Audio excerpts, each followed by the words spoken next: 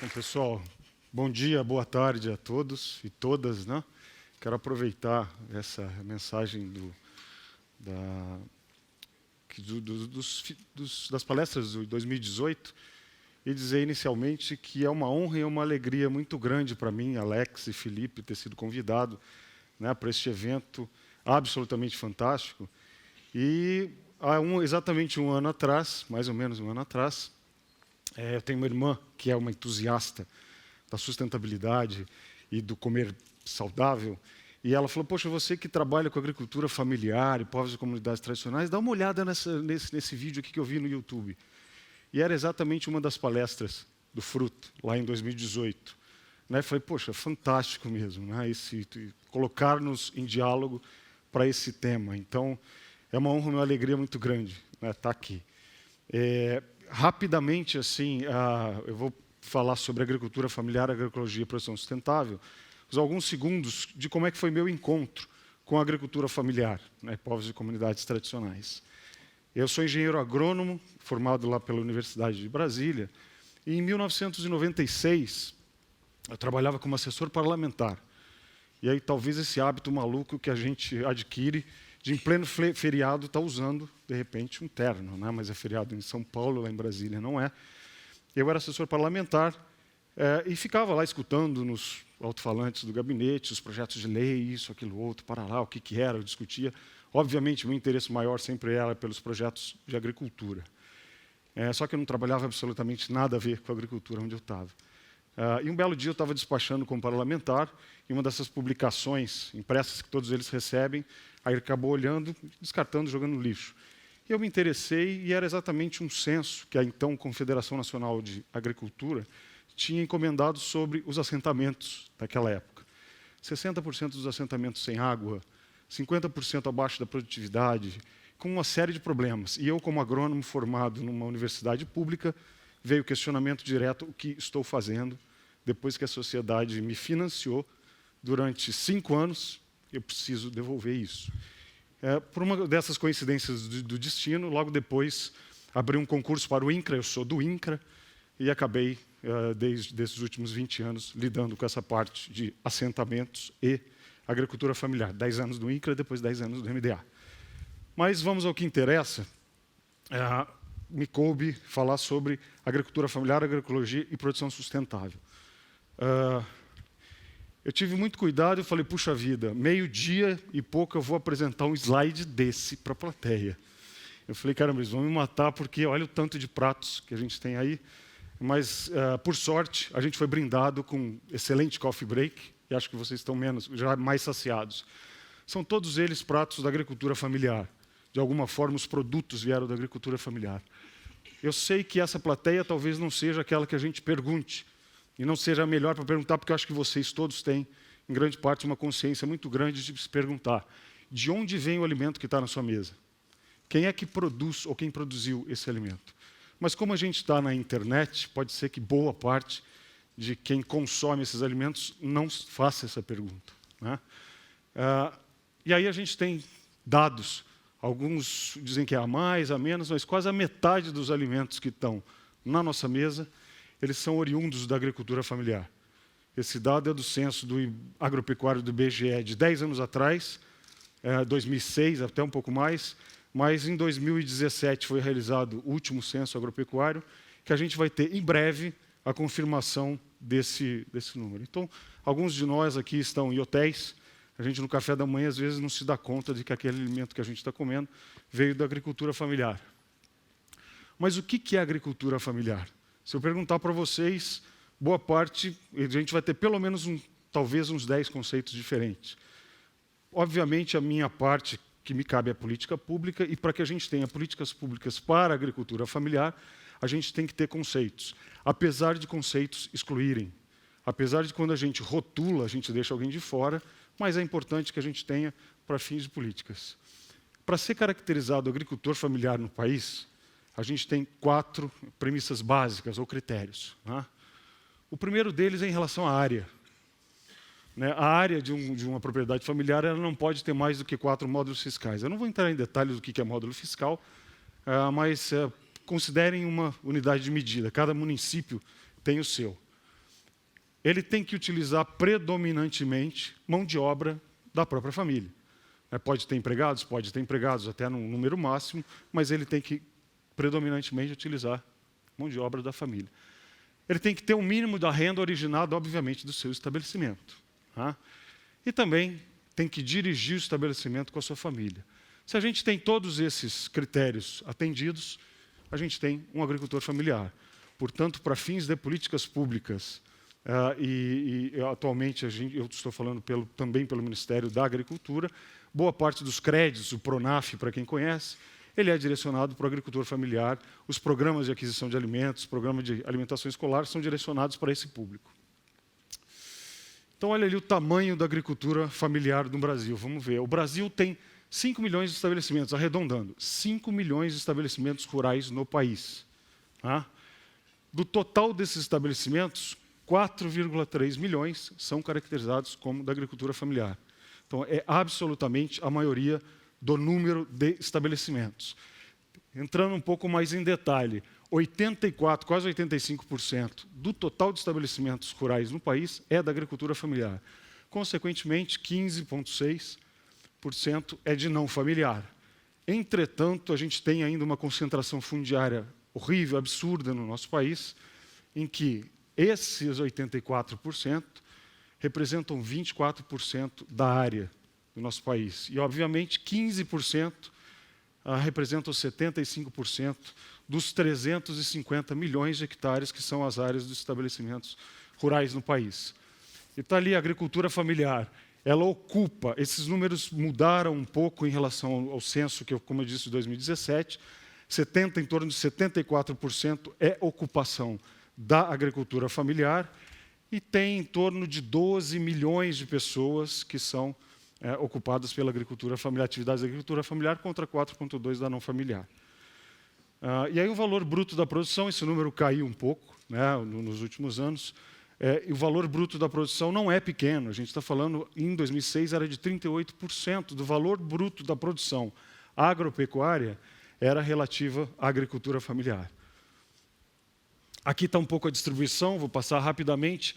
10% dos estabelecimentos estão na região norte e 50% no nordeste. Portanto, 60%, mais da metade, dos agricultores familiares estão nessa região. E o restante estão distribuídos conforme esses números aí. É diferente um pouco da área dos estabelecimentos, e tem, obviamente, uma lógica. Apesar de 10% estar na região norte, 21% dos estabelecimentos, por quê? Porque são propriedades maiores. Ok? E um pouco da participação. Afinal de contas, qual é o papel da agricultura familiar também nessa participação? Aqui tem alguns outros dados. 87% da mandioca do país é produzido pela agricultura familiar. Tá? Feijão, em torno de 70%. Caiu um pouco também nos últimos anos. Ela tem participação na cadeia do milho, do café, do arroz, do trigo e também da soja. Tá? E a produção animal? Como é que a gente tem? 58%, isso aumenta um pouco no último censo, da produção, por exemplo, de leite e seus derivados, é da agricultura familiar, está ali aves, suínos e bovinos. Tá? E aí, assim, um pouco do que o professor Gerd trouxe da caracterização dos modelos tecnológicos. E por que quando a gente fala agricultura familiar, a gente também tem uma associação bastante grande, sim, com um pouco de sustentabilidade e essa parte de produção mais sustentável. E aqui não vai nenhum juízo de valor em relação aos modelos tecnológicos. Estou dizendo que um é melhor do que outro, ou esse é mais eficiente ou não. É simplesmente uma caracterização. O modelo tecnológico, por exemplo, da Revolução Verde, desse modelo tecnológico de escala, ele parte desse pressuposto. Existe uma premissa da possibilidade, por exemplo, de eliminação do quê?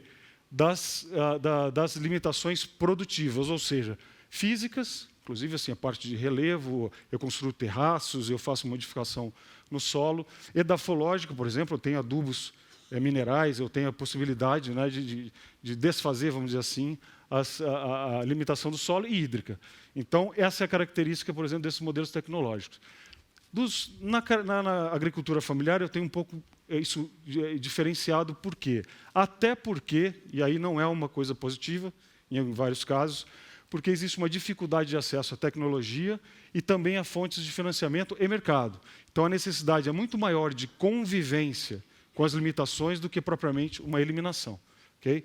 Então, ali, eu estou chamando de agroempresarial, mas pode ser de escala, pode ser de agronegócio, tem uma série de conceitos.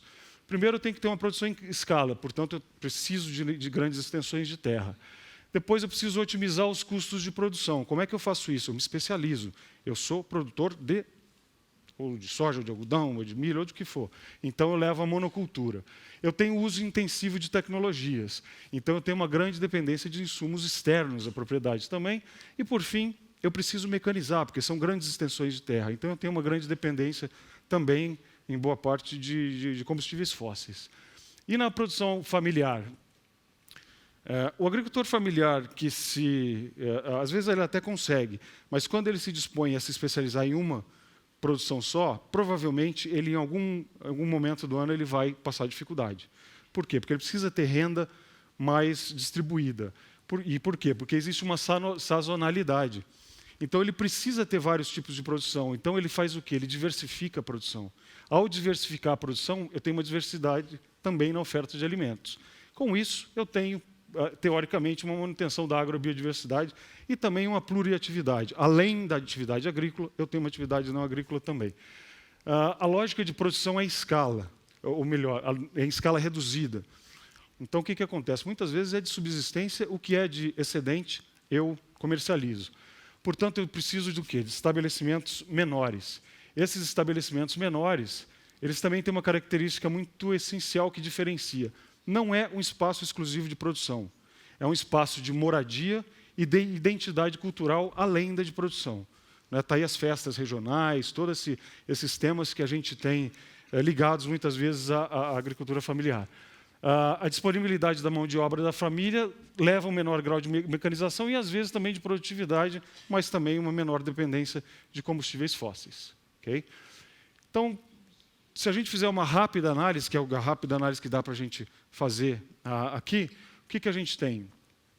Que não é difícil perceber, então, que o uso sustentável e a necessidade de manutenção da agrobiodiversidade são elementos que muitas vezes definem parte dos sistemas produtivos da agricultura familiar e dos povos e comunidades tradicionais. É sempre ruim generalizar. É verdade que existe, sim, a parte da agricultura familiar que não necessariamente segue essas premissas, mas aqui a gente está falando no sentido maior. E, bom, quando a gente foi convidado a falar, além de caracterizar quais são os possíveis caminhos futuros que a gente enxerga na agricultura familiar. Então, quando a gente fala agricultura familiar, hoje em dia é um conceito que o mundo adota e tem adotado de forma mais significativa, e acredito que no país isso também acontecerá, é que a gente tem que cada vez mais associar a agricultura familiar com o conceito de bioeconomia. E essa questão de bioeconomia, ela, obviamente, os conceitos são vários, eu trago aqui alguns deles. O que é bioeconomia? Para esse site, por exemplo, Recycle, é uma economia focada na utilização de recursos de base biológica, recicláveis, renováveis, ou seja, mais sustentável. A Fiesp, está em São Paulo, tem uma definição que é uma economia sustentável, que reúne todos os setores da economia que utilizam recursos biológicos, seres vivos, portanto. Ou então que é resultado de uma revolução de inovações fundamentadas nas ciências biológicas que culminam no desenvolvimento de produtos sustentáveis. Então, todos eles são sustentáveis. Eu prefiro ficar com a definição da OCDE, que assim, bioeconomia cabe praticamente tudo que a gente tem. E ali fala que se refere ao conjunto de atividades econômicas que são relacionadas à invenção, desenvolvimento, produção e produtos e processos de uso biológico. Pode ser sustentável ou não. Pode ser sustentável ou não. Por exemplo, uma cana, o álcool, o etanol, é bioeconomia. Mas por que associar a agricultura familiar com bioeconomia? Está aí, o Brasil ocupa metade do continente sul-americano e uma diversidade gigantesca, tanto de biodiversidade quanto de clima. 20% da biodiversidade do planeta está em nosso território, e ali estão os biomas. Como é que isso se insere nas atividades da agricultura familiar? Obviamente, alimentação, plantas medicinais, fitocosméticos e energias renováveis, por exemplo. São apenas alguns deles que a gente traz aqui. Como alimentação? Um tema fundamental para a agricultura familiar é a produção orgânica. E qual é a produção orgânica no Brasil? Está aqui a estimativa do mapa do Ministério da Agricultura é de que a gente tem 750 mil hectares com plantio de orgânicos no país em 2017. Isso é apenas 0,2% da área dos estabelecimentos rurais no nosso país. É muito pouco. e ali está a distribuição nos estados. Eu não vou entrar em detalhe, mas, por curioso que possa parecer, a região sul que menos planta orgânicos é a que mais consome produtos orgânicos, né? Segundo os dados que a gente tem. Por exemplo, e o mercado? Qual é o tamanho desse mercado de orgânicos? A gente tem ali, hoje, 18 mil empreendimentos cadastrados no Cadastro Nacional de Produção Orgânica no país, que é o Ministério da Agricultura que registra. Mais de 75% desses registros lá dos empreendimentos com selo de certificação orgânica são da agricultura familiar.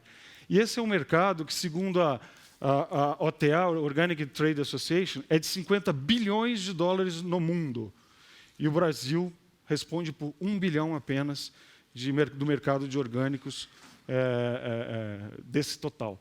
Outra pesquisa da Organis, né? Onde é que compram os orgânicos? Vocês todos aqui provavelmente consomem orgânicos e fazem parte de alguma dessas estatísticas. 64% no supermercado, 26% em feiras, 4% em lojas de produtos naturais, 3% direto do produtor e 1% de compras coletivas. Isso é pesquisa da Organis. Portanto, 26%, feira, mais direto do produtor, é direto da agricultura familiar, que, em grande parte, produz os orgânicos. E essa pesquisa também detectou que 15% dos entrevistados consumiu algum alimento ou bebida orgânica no último mês. Só que 48% deles querem consumir produtos orgânicos nos próximos 3 meses que foram da pesquisa. Em relação a fitocosméticos, o Brasil tem uma participação significativa nesse mercado. 9,5% do consumo mundial, né, de cosméticos, de higiene, limpeza, higiene, beleza e cosméticos, foi do Brasil. É um mercado de 289 bilhões de dólares e 54% da América Latina. E olha só, o uso industrial dessas matérias-primas da Amazônia, nesse mercado, provém de apenas 20 espécies vegetais. Tem muita coisa ainda para ser pesquisada e descoberta, né? Em termos de plantas medicinais, esse é um projeto que o Ministério apoiou, que mapeou as cadeias de plantas medicinais que compõem a agricultura familiar. Então, aqui tem Jaborandi, Babaçu, Castanha, Andiroba, um conjunto de todas as regiões que têm um potencial incrível, né, de produção pela agricultura familiar. Energias renováveis. Eu quis trazer isso, apesar de ser diferente um pouco de alimento, né, mas só para a gente ter uma ideia. Aqui é o mapa solarimétrico do Brasil. Quanto mais vermelho, mais laranja aqui, melhor o potencial que a gente tem solarimétrico. Olha o mapa do Brasil. Aqui é o mapa da Alemanha, um dos maiores produtores de energia solar do mundo. Então, aqui está o mapa. Poxa, mas eles têm muito mais do que nós, né?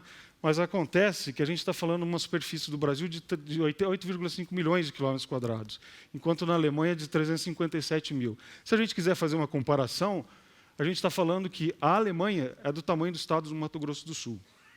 Então, aqui está o potencial que nós temos de energia solar, que parte disso.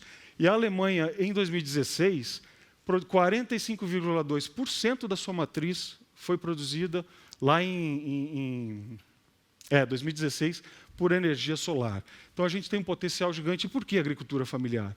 Aqui está uma pesquisa feita em relação ao total de estabelecimentos, quem tem energia elétrica e quem não tem. Portanto, 1,5 milhão de estabelecimentos daqueles lá ainda não têm energia elétrica. Lá em 2010 foi disponibilizado um crédito para que os agricultores familiares instalem esses sistemas, tanto eólico quanto solar, e nos últimos 10 anos a gente teve em torno de 10 milhões de reais aplicados, né, por agricultores familiares. E hoje a gente tem uma figura que é da geração compartilhada, onde todos nós aqui, se nós quisermos, a gente pode gerar energia e distribuir entre nós mesmos essa energia gerada. E aqui, já indo para o final, mas importante que a gente não pode deixar de citar, a sociobiodiversidade. O que é sociobiodiversidade? Biodiversidade todo mundo acho que entende, e sociobiodiversidade é um termo cunhado nos últimos anos, mas está ali. É a relação entre bens e serviços gerados a partir de recursos naturais e voltado para cadeias produtivas de interesse dos povos e comunidades tradicionais e agricultores familiares. E assim, como é que a gente potencializa essa sociobiodiversidade? Mais ainda, como é que a gente agrega valor da nossa sociobiodiversidade? E isso para além do extrativismo. O extrativismo, de fato, tem tido uma série de olhares diferenciados. A gente olha para a Amazônia em relação a, por exemplo, açaí, andiroba, babaçu, por coincidência. Todos eles estão dentro de uma política de garantia de preços mínimos que foi estabelecido. Então, o que se propõe também em termos da sociobio? O agroextrativismo, que tem o extrativismo associado ao agro. A gente tem conceitualmente essas diferenças do que é agroextrativismo e o que é extrativismo, mais cultura, mais conhecimentos tradicionais, mais turismo e mais aquilo que a gente puder agregar valor. Um dos exemplos é a possibilidade de a gente ter rotas da sociobiodiversidade. O país é grande o suficiente, o país tem uma diversidade gigantesca em relação à sociobiodiversidade para a gente pensar numa rota de frutas, de queijos, de artesanatos. Eu não sei se o Luiz está aí, por exemplo. Quem quer fazer uma rota para conhecer a baunilha dos Calunga? Lá, em vez de ter um monte de gente de Brasília que vai para Chapada dos Veadeiros. Um pouco mais à frente, Cavalcante, tem uma rota. Tem o Cavalcante que tem o maior território calunga, acho que, do país, que tem lá baunilha. Não, mas eu não quero que a baunilha venha até a mim, como a gente tem às vezes nos potinhos. Não, eu quero ir até lá, quero vivenciar essa experiência. Portanto, essa é uma proposta que a gente tem de pescado, frutas regionais, farinhas, vinhos e cachaça, um conjunto de temas.